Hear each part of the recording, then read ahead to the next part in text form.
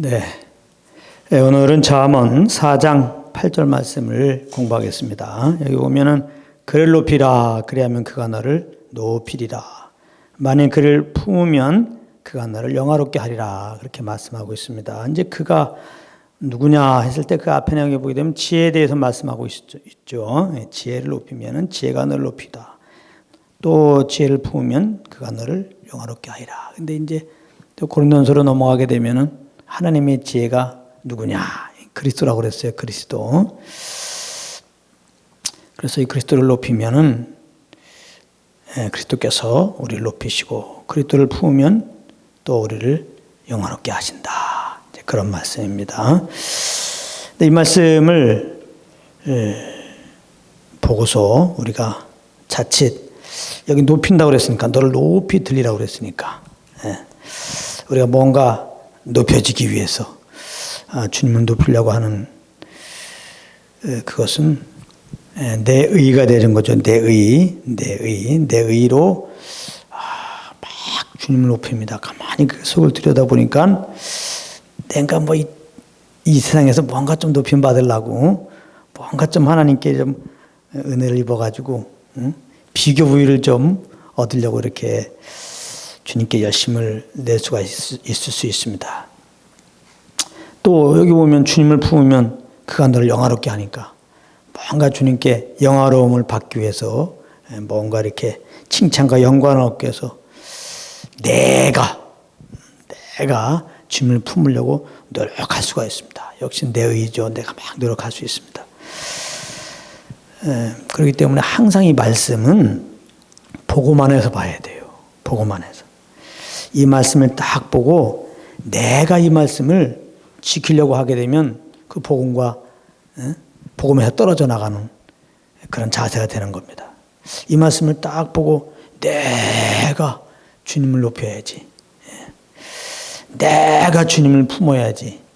이렇게 되면은 좀 곤란합니다. 왜냐하면 지금 주님을 내가 높이면은 주님이 높이신다고 그랬고 내가 주님을 품으면 분명히 주님을 영화롭게 한다고 그랬어요. 그래서 나는 지금 높임 받기 위해서 참 영화로움을 얻기 위해서 지금 내가 주님을 높입니다.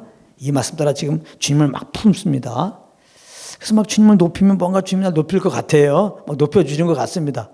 내가 주님을 막 품으면 주님 막 품어주시는 것 같아요. 좋습니다. 근데 이제 문제가 되는 게 뭐냐면은 뭔가 주님을 내가 못 높인다고 생각할 때 내가 뭔가 주님을 품지 못한다고 생각할 때 이때 문제가 돼요. 그러면 주님이 나를 갖다가 이제 높이지 않고 나를 영화롭게 대해주지 않고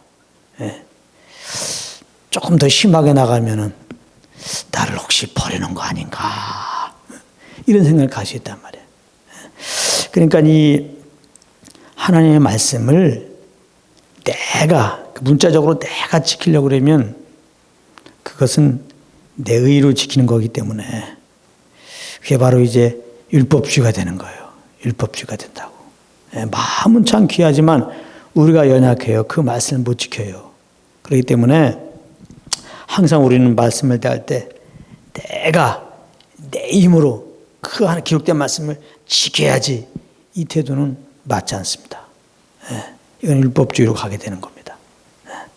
만약에 그래서 내가 지키려고 하는 그 말씀 좀 지켰다 그러면 굉장히 우리가 우쭐하는 마음이 생깁니다. 내 자랑이 막 되게 됩니다. 내가 이 말씀을 지켰다. 그리고 나아가서 내가 말씀 잘 지켰으니까 좀 하나님 아버지 좀 축복 좀 해주세요. 이런 태도가 된다고요. 바리새인들이 그랬잖아요.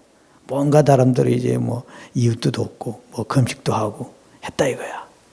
그러니까 좀 어렵다고 해주세요. 똑같은 거거든요. 그리고 문제가 되는 건 뭐냐면 내가 기록된 말씀을 내가 이제 잘 지키려고 했어요. 또 그걸 못 지키면 어떻게 될 거냐 이 말이에요.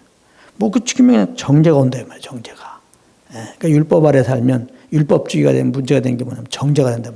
사실 우리 연합교회에서 말씀 따라 내가 못 살아요.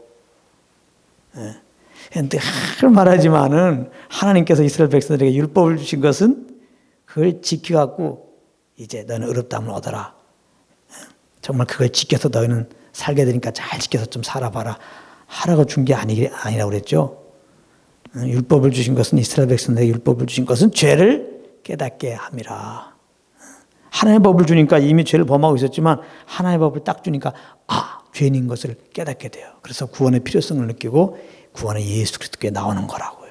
그래서 율법은 예수 그리스도께 나오게 하는 모학선생이라고.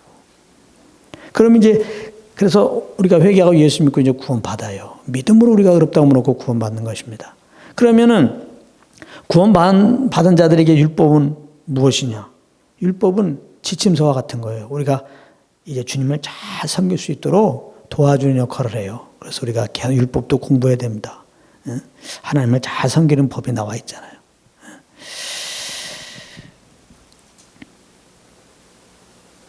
그래서 근데 그 613가지에 대한 그 율법에 대한 태도가 그러니까 우리가 그걸 지키려고 하는 것이 맞지 않듯이 사실은 율법의 13가지 계명뿐만 아니라 창세부터 계시까지 모든 말씀이 그런 거예요. 이 모든 말씀을 뭐 구약이든 신약이든 딱 보면서 그 기록된 말씀을 내가 지키려고 그러면은 다 율법주의가 되는 겁니다. 우리는 연약해서 마음은 말씀을 지키고 싶죠. 그러니까 뭐 지키려고 그러죠. 근데 연약하기 때문에 그 말씀 따라 못 살아요. 근데 뭐 몇 가지 그런 계명들, 몇 절, 성경 몇 절은 지킬 수 있어요. 그럼 굉장히 내가 그걸 지키면 교만해진다니까 바로. 네. 그리고 내가 그 말씀을 지키면 이걸 지켜서 하나님께 내가 그 지킨 걸로 해서 그 대가로 하나님께 뭔가 지금 얻으려고 하는 거예요. 네. 그러니까 동기가 순수한 게 아니에요. 그러니까 주님을 위해서 그 말씀을 순종하는 게 아니라 나를 위해서 순종하는 거야. 내 어떻게 보면 욕심 채우기 위해서. 그냥 그것은 잘못된 태도입니다. 내가 하나님 말씀을 지키려고 하는 것 자체가. 아마 이 말씀 들은 사람들은 좀 헷갈린다. 하나님 말씀을 잘 지키려고 그래야지 그러면 또 우리가 지키는 거지 그럼 누가 지켜? 그런 생각하는데 로마서 6장에 보게 되면 아주 중요한 말씀이 있습니다. 로마서를 잠깐 보겠습니다.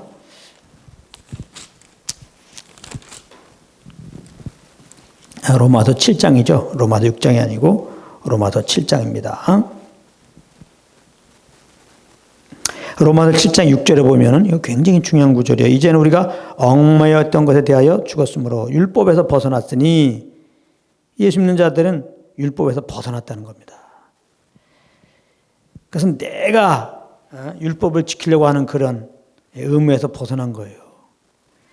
이러므로 우리가 영의 새로운 것으로 섬길 것이요 의문에 묵은 것으로 아니할지니라. 의문에 묵은 것, 이 돌판에 기록된 거, 율법 조문. 그 율법 아래서는 그 율법 조문을 잘 지켜야 되는 거잖아요. 그래서 율법 계명을 잘 지킴으로 주님을 이제 섬기는 것인데 이제 그런 식으로 해갖고 하나님을 예수 믿는 자들은 섬기는 게 아니란 말이에요. 또 율법을 주신 것이 그걸 잘 지켜갖고 나에게 예배하라 하는 목적으로 주신 게 아니라고 그랬죠. 그걸 통해서 죄를 깨닫고 그리스도께 나오라. 그 그리스도를 상징하는 짐승을 잡아가지고 이제 속죄제를 드리라고 그랬잖아요. 그 율법 아래서의 사실 하나님 섬기는 게 율법을 잘 지켜서 하나님 섬기는 게 아니었어요. 그 율법을 통해 죄를 깨닫는 자들은 속죄함을 위해 가지고 짐승의 피를 가지고 하나님께 나온 것이잖아요. 그 짐승의 피는 바로 예수 그리스도께서 우리의 죄를 속하기 위해서 십자가에 흘리신 그 대속제물 대신 그것을 말하는 거거든요. 그러니까 이방인들 우리들은 율법을 받지 않았어도 십자가에서 우리 죄를 사해주기 위해서 피 흘려 죽으시고 부활하신 예수를 믿음으로 우리는 죄 사함 받고 의롭다함을 얻는 겁니다. 그렇게 의롭다함을 얻는 거고 그렇게 하나님을 예배하는 것이지 그냥 내가 그 율법 계명을 잘 지켜갖고 하나님을 그렇게 기쁘게 해드릴 수 없어요. 예배드릴 수 없다고. 그러니까 예수님의 구원받은 자들은 꼭 알아야 될 게 의문에 묵은 것으로 아니한다. 율법 계명을 몇 개 지켜갖고 주님을 섬기는 게 아니에요. 그렇게 할 수도 없어요. 더군다나 이방인들 우리들이 율법을 막 지켜갖고 더군다나 그래갖고 하나님을 섬긴다고 생각하면 그건 안 되는 거예요. 그 될 수가 없어요. 우리는 이방인들이 율법을 받지 않았어도 우리는 예수 믿음으로 우리는 이제 죄사함 받고 의롭다함을 하나님이 이미 얻었어요. 이 의롭다함을 얻은 것은 율법을 잘 지키면 하나님이 의롭다 하신다고요. 근데 율법을 다 지킬 사람이 없었죠. 그러니까 의는 하나도 없나니 하나도 없는 거예요. 근데 예수님이 오셔갖고 우리 죄를 위해 피 흘려 죽으셨죠. 그래서 이제는 누구든지 회개하고 예수 십자가에 죽으시고 부활한 예수를 믿고 고백하면 의롭다함을 얻는 거예요. 할렐루야. 예, 믿음으로 의롭다함을 얻는 것입니다. 그래서 이제 믿음으로 의롭다함을 얻은 자들은 어떻게 주님을 섬기는 거냐?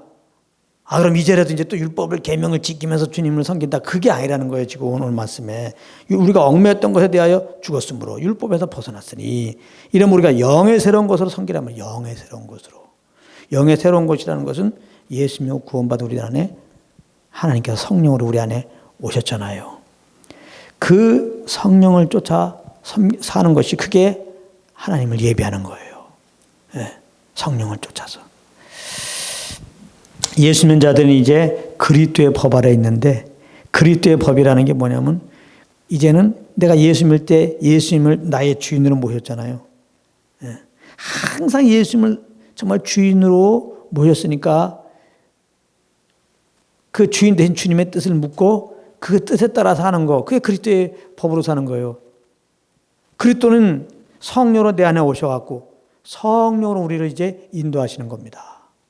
성령으로 우리를 통치하는 거예요. 그러니까 그리스도의 법 아래 있는 것은 그리스도를 주님으로 모시고 사는 건데 주님은 내 안에 성령으로서 나의 삶을 인도하시니까 우리 편에서는 이제 성령과 깊은 사귐 속에서 하나님의 선하시고 기뻐하시고 온전한 뜻을 알고 그 성령을 쫓으면 되는 거예요.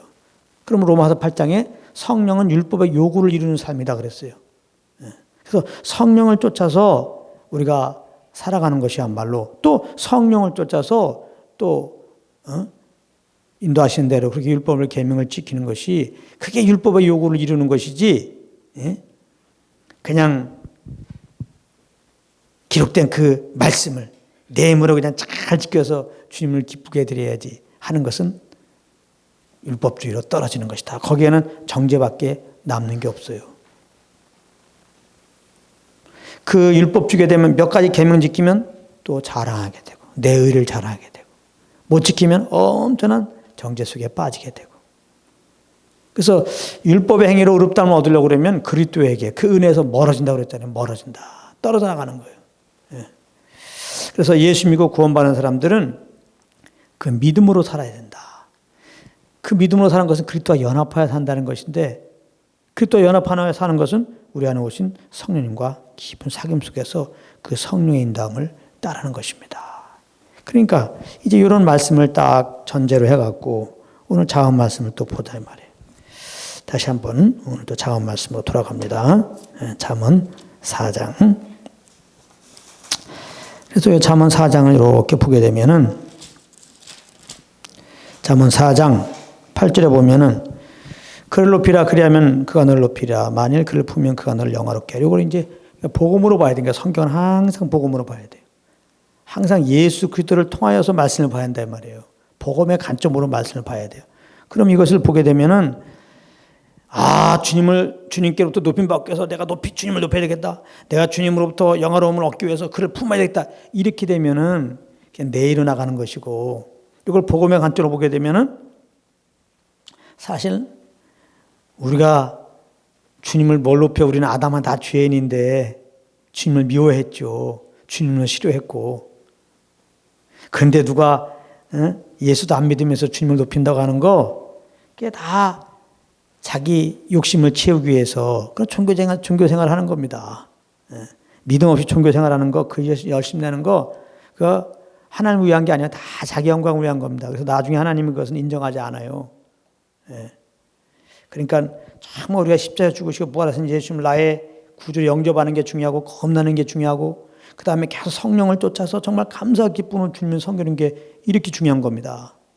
하나님의 은혜로 정말 우리가 물과 성령을 겁났어도 또 이런 주님의 은혜를 잊고 그냥 내 열심으로만 그냥 주님을 내 힘으로 섬기려고 그러면 역시 그 하나님이 인정하지 않는 삶에 그 상급이 없습니다. 그래서 이 말씀을 이렇게 보게 되면은 사실은 그가 너를 높이리라. 그래서 우리는 아담 안에 죄인이에요. 그래서 다 사망 아래 거한 자고 영원한 불못에 갈 자예요. 그런데 하나님이 사랑하여서 그 아들을 보내셨잖아요. 그래서 그 아들에게 우리 죄를 대신 짊어지게 하고 십자가에 피 흘려 죽게 하셨어요.